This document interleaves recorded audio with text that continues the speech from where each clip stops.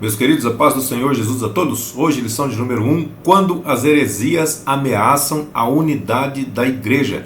Nessa lição nós estaremos aprendendo sobre as ameaças dos lobos vorazes. Nós também estaremos aprendendo sobre o que é apologética e também sobre o que são heresias. O nosso texto áureo se encontra em Judas, versículo de número 3. Judas só tem um capítulo, então um capítulo único, versículo de número 3, que diz: Amados, procurando eu escrever-vos com toda diligência acerca da comum salvação, tive por necessidade escrever-vos e exortar-vos a batalhar pela fé que uma vez foi dada aos santos. Então, através desse versículo você consegue entender que Judas, ele tinha a intenção, o pensamento de poder escrever um evangelho também, falar sobre Jesus de uma forma geral. Só que ele teve por necessidade escrever sobre a comum salvação, sobre problemas que a igreja estava tendo. Então ele teve que exortar para que as pessoas pudessem batalhar, para que as pessoas pudessem continuar servindo ao Senhor. A verdade prática diz que as heresias são crenças e práticas contrárias ao pensamento bíblico e também que distorcem os pontos principais da doutrina bíblica. A palavra-chave é heresia. O primeiro tópico fala sobre as ameaças dos lobos vorazes. Primeiro subtópico, os cuidados pastorais. Então, Atos capítulo 20, versículo 28 diz assim: Olhai por vós e por todo o rebanho, sobre que o Espírito Santo vos constituiu bispos, para apacentardes a igreja de Deus, que ele resgatou com o seu próprio sangue. Então, o conselho que é dado aqui em Atos capítulo 20, diz assim, olhai por vós. Então, primeiramente você vai olhar por você, e depois por todo o rebanho, sobre que o Espírito Santo vos constituiu bispos, ou pastores, ou líder, ou presbítero, dependendo da tradução que você vai estar utilizando aí. Então, mas primeiramente, antes de você cuidar de outro, você tem que cuidar de si próprio. É o conselho, não é nem um conselho, é uma ordem isso daqui. Olha por vós primeiro e depois por todo o rebanho. Que o Espírito Santo, se é que o Espírito Santo vos constituiu, não é? Então, se o Espírito Santo vos constituiu bispo e apacenta a igreja. O que é apacentar? É cuidar, é zelar. A igreja de Deus, a igreja não é do pastor, a igreja é de Deus, pertence a Deus. Que quem resgatou foi o pastor que resgatou? Foram as pessoas, foi o ser humano que resgatou? Não, foi ele mesmo que resgatou, foi o nosso Senhor Jesus que resgatou com o seu próprio sangue. Então, bispo, se você ler o versículo 17 de Atos capítulo 20, vai estar falando sobre ancião, né, no versículo 17, e aqui no 28 vai estar falando sobre bispo. É a mesma coisa, tá? Tanto bispo como ancião é a mesma coisa.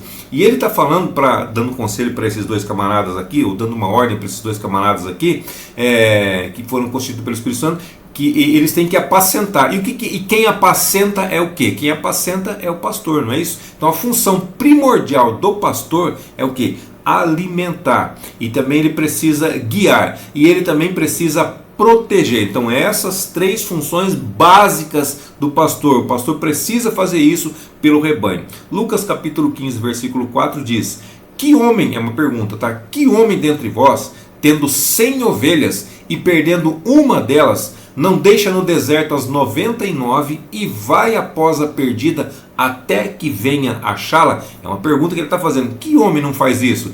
Se é o pastor, com toda certeza vai fazer isso. Agora, se não for pastor, se for mercenário, se for ladrão, com certeza também não vai fazer. Deixa eu ficar com as 99 aqui, deixa aquela uma que se perca mesmo, que vai embora mesmo porque é muito trabalhosa, então deixa embora. Negativo, o pastor não age dessa maneira.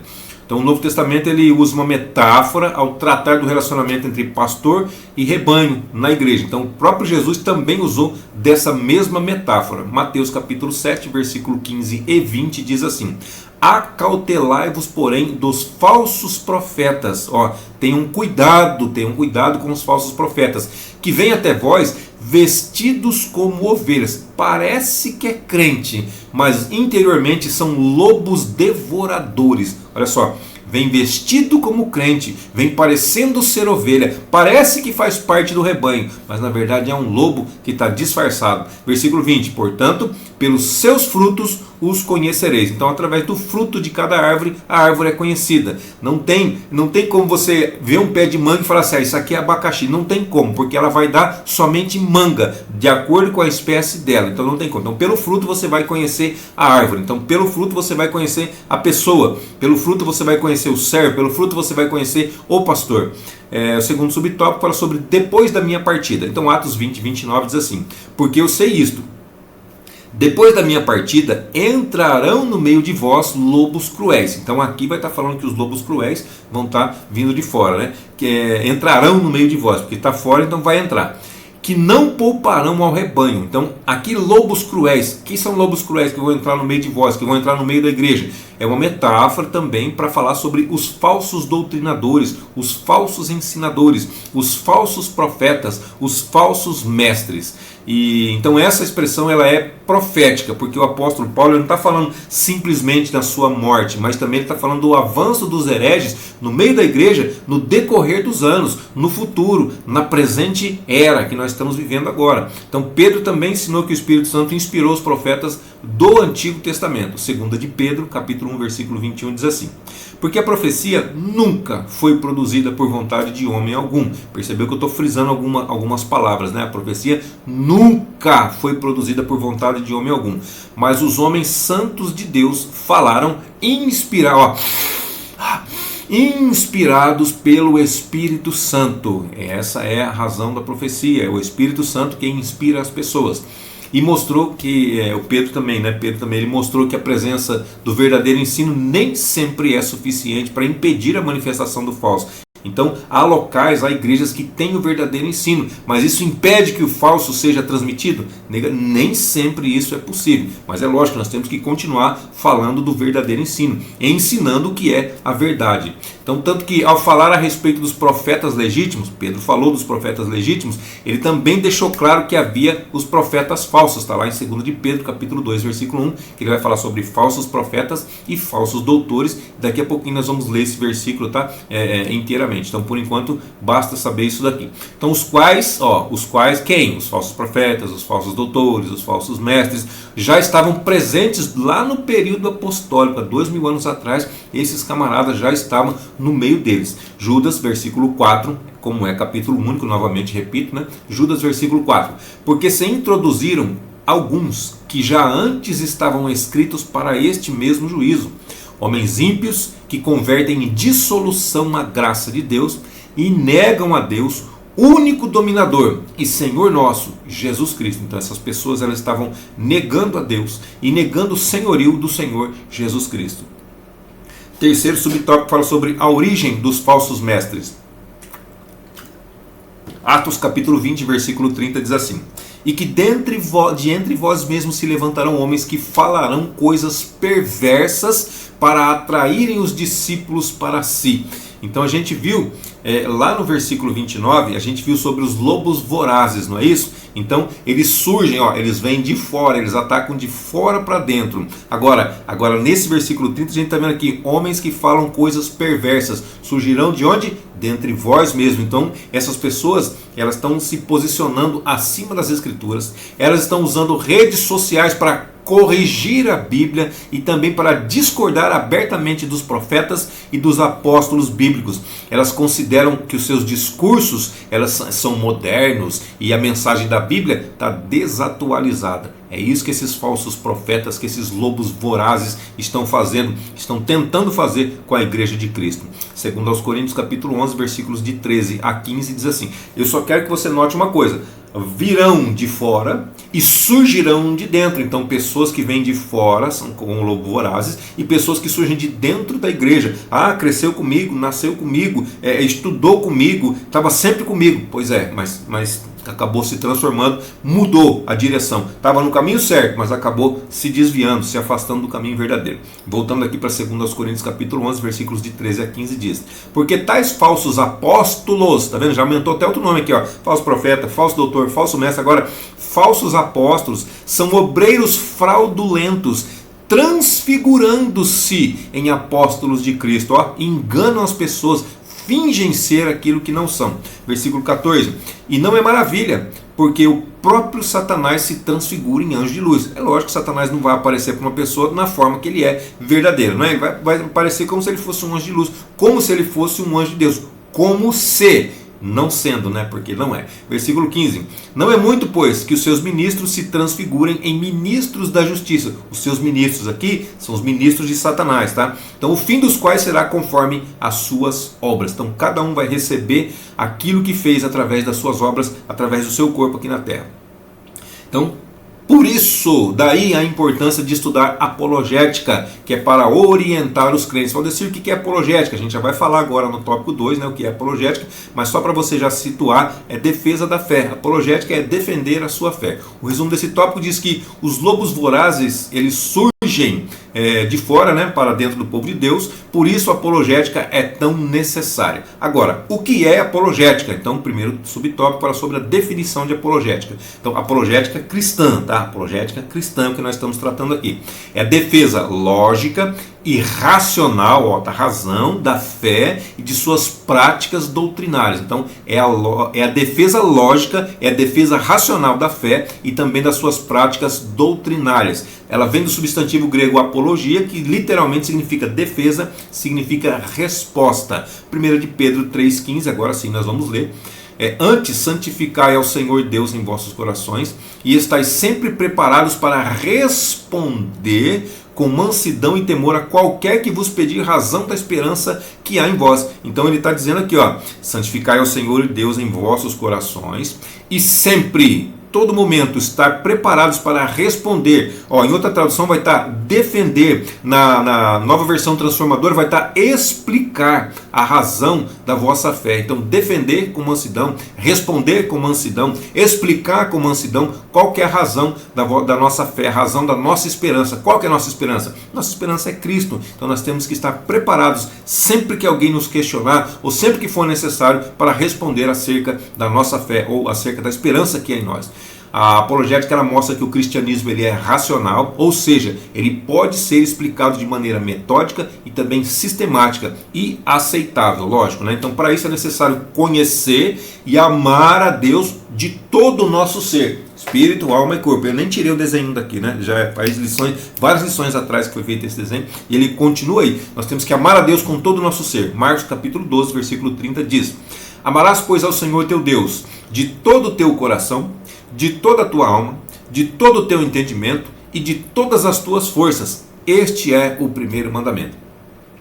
Subtópico de número 2 diz que a que defesa Pedro se refere? Qual defesa que ele está se referindo? 1 de Pedro 3,16 diz assim: tendo uma boa consciência para que naquilo em que falam mal de vós, como de malfeitores, ele está dizendo que as pessoas falam mal de nós, como se nós fôssemos malfeitores. Aí o restante do versículo: fiquem confundidos os que blasfemam do vosso porte em Cristo.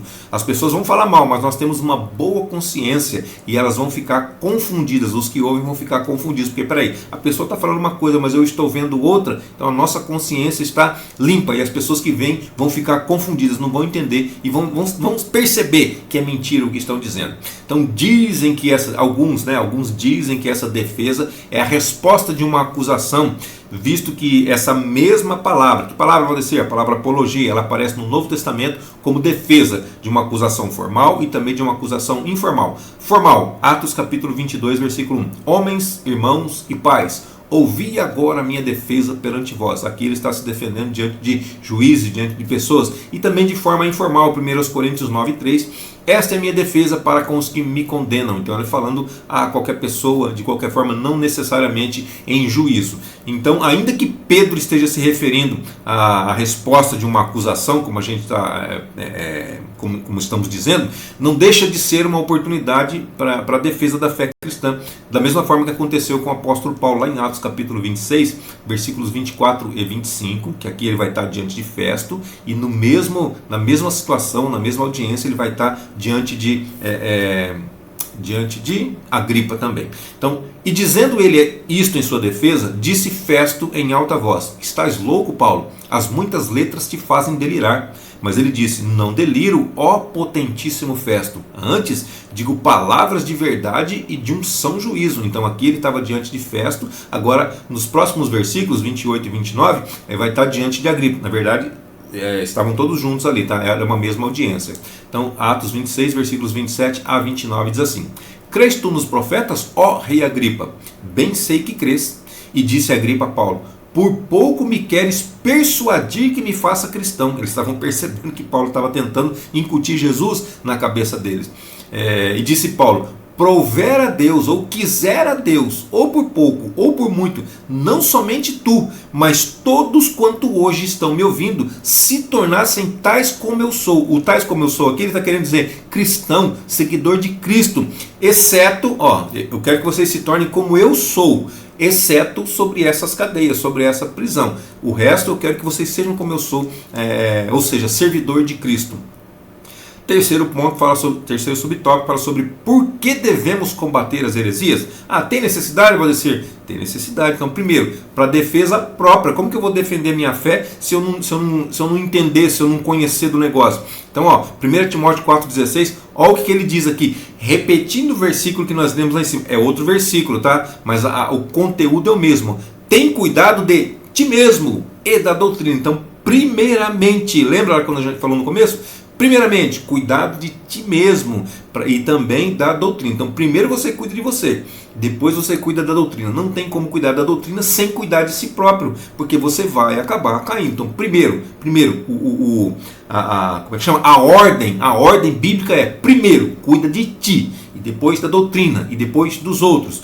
Persevera nestas coisas, porque fazendo isto te salvarás, tanto a ti mesmo quanto aos que te ouvem. Então, se você cuidar de ti mesmo, você vai ser salvo. E se você cuidar da doutrina, outras pessoas vão ser salvas também. 1 Timóteo 4,16 é o que nós lemos.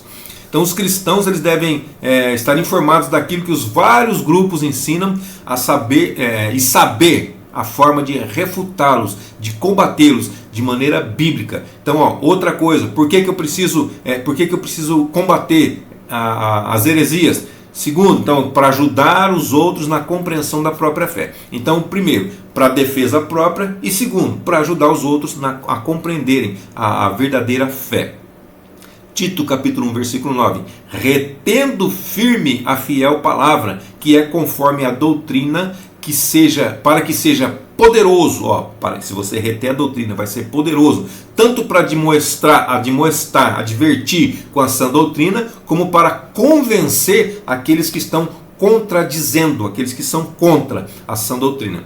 Então, mas uma coisa importante aqui, debate sobre crenças, eles devem ocorrer de maneira, se ocorrerem, claro, de maneira respeitosa, com argumentos e fundamentação bíblica. A palavra de Deus tem que estar no meio, tem que ser a principal exposição para uma discussão desse sentido, tá? O resumo desse tópico diz que o cristão ele é chamado para responder de maneira respeitosa às objeções contra a fé cristã. O terceiro ponto fala sobre o que são heresias. Então, heresias. Primeiro subtópico, seitas e heresias. A palavra aireses é uma palavra grega no Novo Testamento. Ela é traduzida como seitas e ela é traduzida como heresia. Heresia ou heresias, no plural ou no singular. Então, Atos 15:5 fala assim: alguns, porém, da seita dos fariseus que tinham crido se levantaram, dizendo que era mister circuncidados e mandar-lhes que lhe guardassem a lei de Moisés. O que é importante para nós aqui? O vocábulo aqui, aireses, né? Alguns, porém, da seita dos fariseus. Então, os fariseus eram uma seita. 1 Coríntios 11:19 diz assim: e até importa que haja entre vós heresias, ou seja, no meio da igreja. Paulo está dizendo, é importante que haja heresias no meio de vós, para que os que são sinceros se manifestem entre vós, se sobressaiam entre vós. Quando há heresia, aqueles que são sinceros vão combater essa heresia dentro da igreja. Houve heresia por irmãos da igreja, os próprios irmãos vão combater essa heresia. E também fala de heresias como uma obra da carne, né? Lá em Gálatas capítulo 5, versículo 20. O cristianismo ele também foi chamado de seita no princípio, por pessoas que não conheciam o Evangelho e que se opunham a ele. Então, no princípio também aconteceu isso aí. A gente está lendo um versículo só de cada, mas são vários versículos que tem falando sobre isso daqui, tá? Atos capítulo 24, versículo 5 diz: temos achado que este homem é uma peste, as pessoas falando de Paulo, tá? E promotor de sedições entre todos os judeus, por todo mundo, e o principal defensor da seita dos nazarenos, tá vendo? Então no princípio foi chamado de seita, nossa fé também foi chamada de seita. A palavra seita é usada para designar as religiões heterodoxas. Valdecir, o que é heterodoxia? É o contrário de ortodoxia. Ah, fiquei na mesma, então peraí. Heterodoxia é aquele que é contrário às ideias ou aos princípios estabelecidos. É também aquele que defende a doutrina contrária aos princípios fundamentais de uma religião. Em outras palavras, é o herege, né, que é o oposto de ortodoxo, que é aquele que vai de acordo com a religião, de acordo com a fé, de acordo com os preceitos.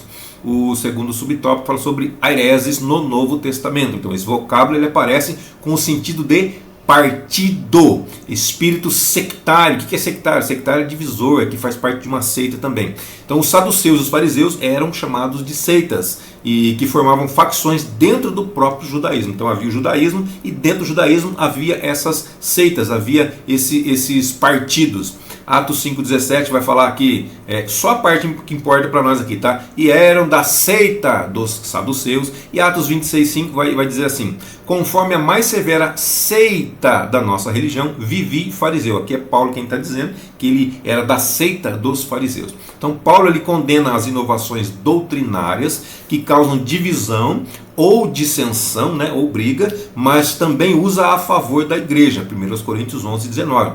E até importa que haja entre vós heresias. Nós já lemos esse versículo, né? Até importa, é importante que haja heresia, para que os que são sinceros se manifestem entre vós. Ou seja, assim nós saberemos quem é quem. E o terceiro subtópico fala sobre heresias de perdição. Então, 2 de Pedro, capítulo 2, versículo 1, diz assim: e também houve entre vós, entre o povo, falsos profetas, como também haverá entre vós falsos doutores. Já lemos o versículo, tá? Mas olha o que importa aqui, ó.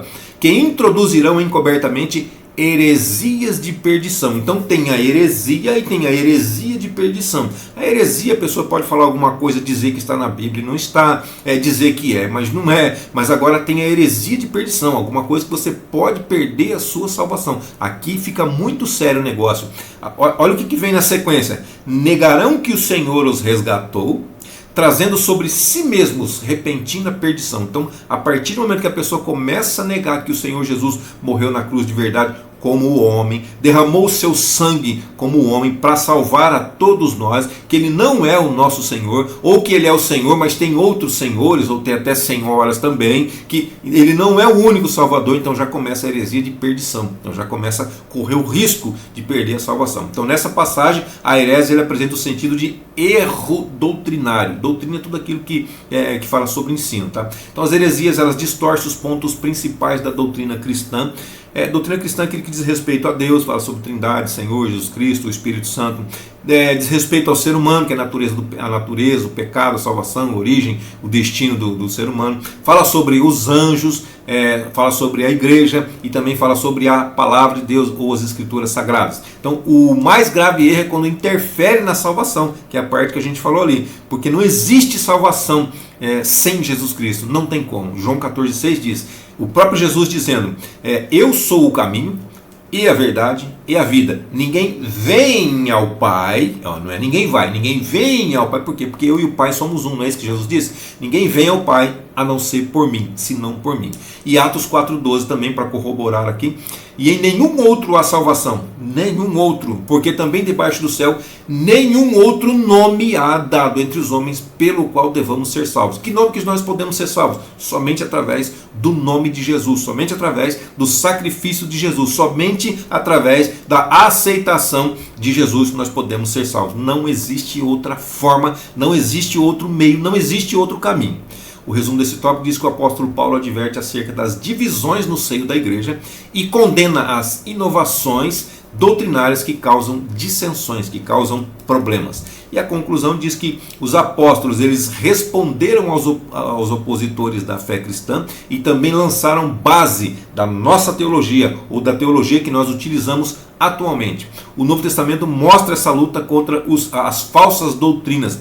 Desde lá, do princípio da fé, logo após a morte e ressurreição de Cristo, já havia as falsas doutrinas, já havia essa guerra, essa briga, essa luta. Então é tarefa da igreja atual batalhar, lá como Judas, versículo 3, batalhar pela fé que uma vez foi dada aos santos. E nós vamos fazer pela verdade o que esses hereges eles fazem pela mentira. Amém, queridos? Deus abençoe sua vida, sua saúde, seu ministério, suas finanças, e até a nossa próxima aula, se assim Deus nos permitir.